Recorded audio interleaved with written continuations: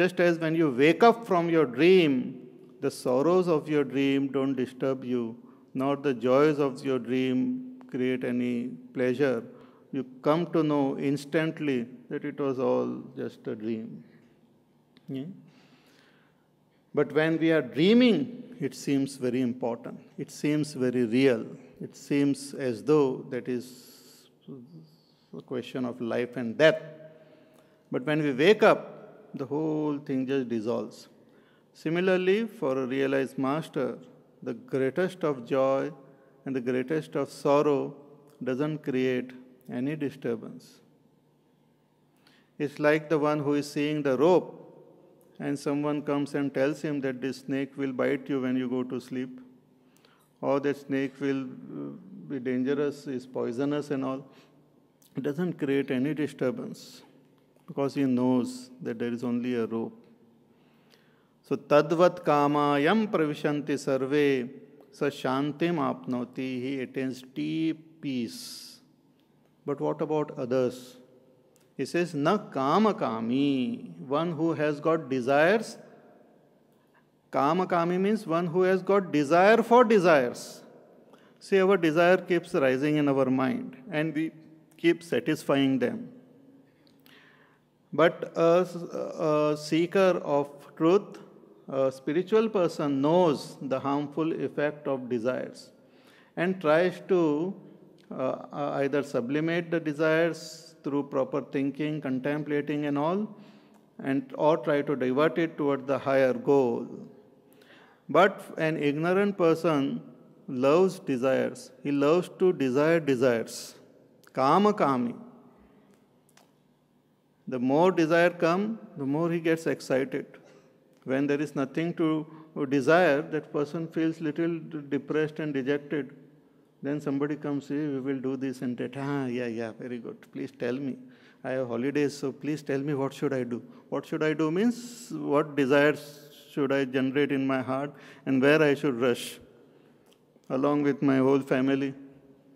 People have that so much of excitement in their life and they create excitement in the other people's life around them also. And so much of this. No shanti. आराम से नहीं बैठेंगे. They will generate desires. How, from where they generate it, sometimes one wonders.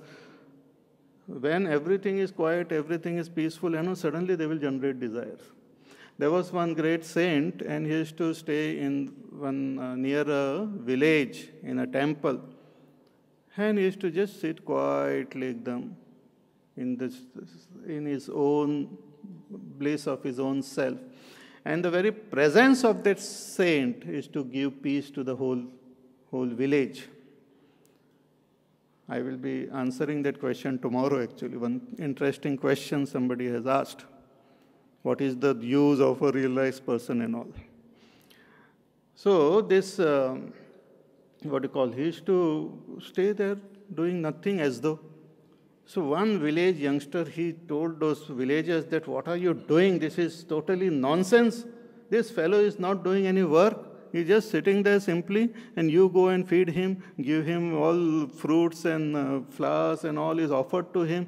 What is this? So the villagers told him that if you also sit there quietly doing nothing, we will feed you.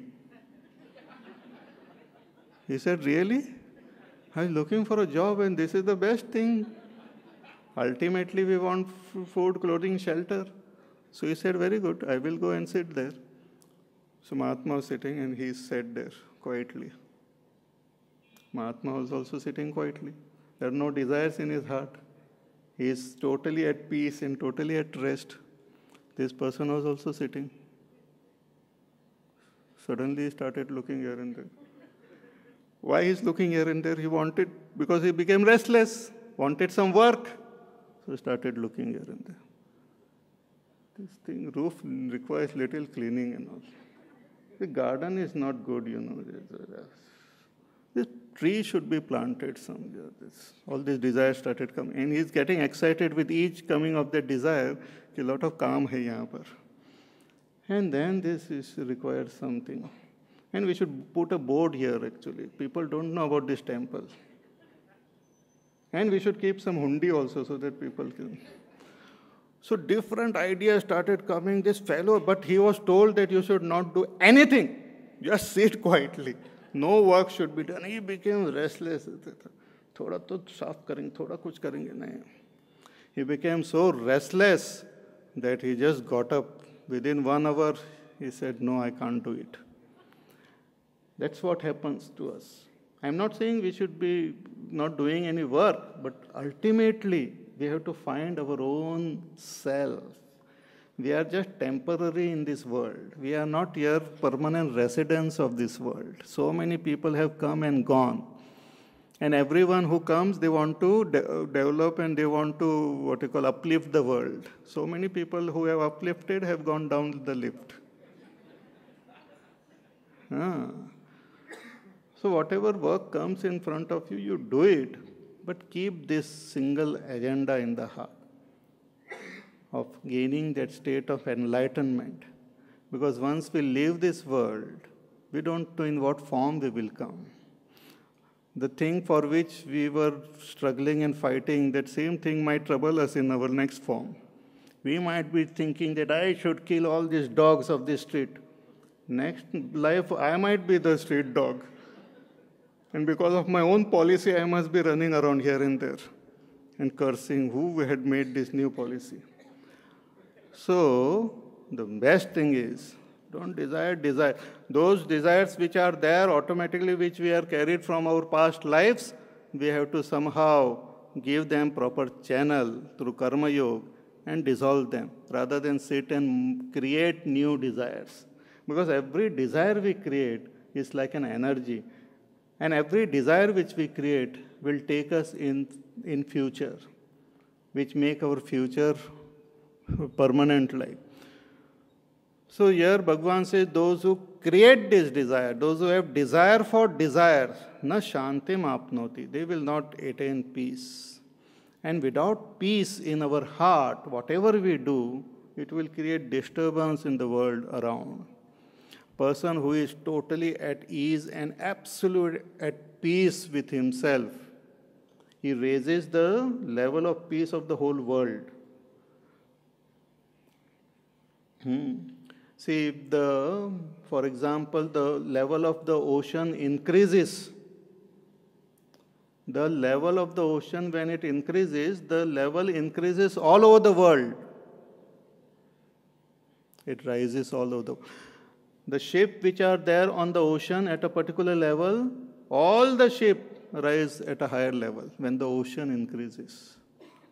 Similarly, when one self-realized master is there in the world, one person is there who has reached the very core of his peace, that person raises the level of peace in the whole world, raises the level of sanity in the whole world, raises the level of quietude. Otherwise, people who are ignorant and full of anger, jealousy, they will kill each other, destroy each other before we know.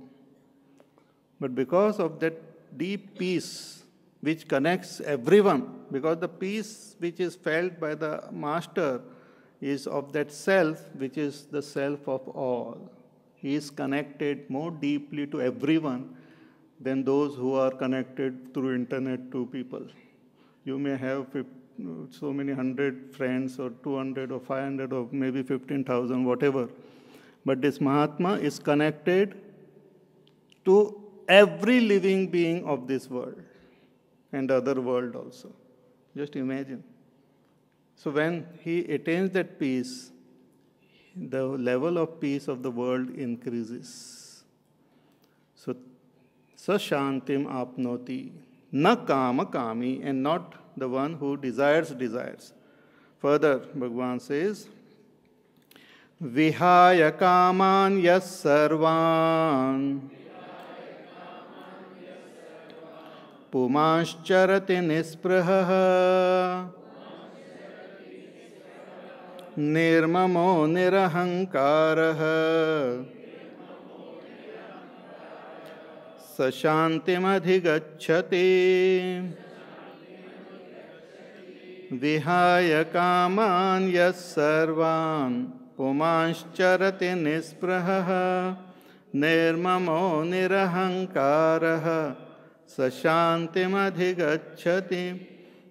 विहाय कामान यः सर्वान् पुमांश्चरति निःस्पृहः. Such a realized person, devoid of all kamana, free from all wants, free from all thirst, free from all sense of incompleteness, free from kamana, desires, sarvan, all. Puman charati nispruha. He moves about in this world, nispruha, free from attachment to his own body and to his own life also. There is no attachment, free from all attachment. See, here, through this is indicated something subtle. What is said is just an indicator of something which is much subtler. It is not just outer, it's not that a person, so don't try to just look at his outer form or outer behavior, but try to find out the depth of his understanding and realization from where this behavior is coming. So, vihaya kaman yas sarvan pumascharati nispruhaha, free from all attachment. He moves about in this world, nirmamaha, free from even the sense of possession towards little things which might be required for the maintenance of the body. Even for that, there is no sense of my, that this is my body, or this is my dress, or this is my property, or this is my thing. There is no sense of my in anything. Nirmamaha. Why? Because nirahankaraha, because there is no sense of I, the little I. His I is identified with the entire cosmos. It's not confined only to this particular personality or to this body. Identified with everything and everyone. So there is no little I, and there is no things belonging to this little I as mine. So nirmamaha, nirahankaraha, free from ahankar and mamatva. These are the two signs of an ignorant person and a very important sign of a realized person, free from I and mine. Ahankar also means the sense of doership. There is a deep sense of doership in an ignorant person, that I am doing a thing, I am the doer. So there is a sense of doership, because one identifies with the body and the mind which acts in this world. So when they act, I feel I am acting. It's like a person who is sitting on a buffalo, and the buffalo is moving, and he says, I am moving, I am walking. He is not walking, the buffalo is walking. Similarly, the body is moving, the senses are moving, and everything is happening according to the laws of nature.